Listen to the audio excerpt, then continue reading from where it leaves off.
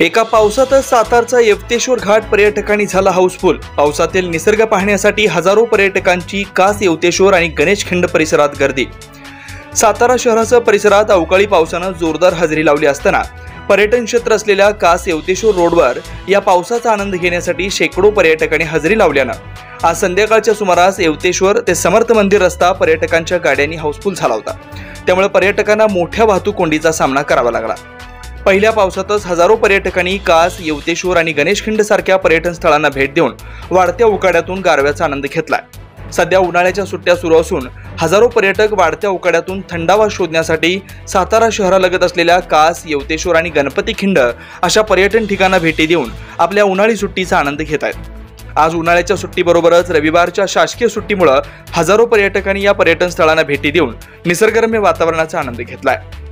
मात्र सायंकाळच्या सुमारास अचानक आलेल्या अवकाळी पावसातच साताऱ्यातील येवतेश्वर ते समर्थ मंदिर जाणारा रस्ता पर्यटकांच्या गाड्यांनी ओव्हरफ्लो झाला होता। त्यामुळे या पर्यटकांना मोठ्या वाहतूक कोंडीचा सामना करावा लागला।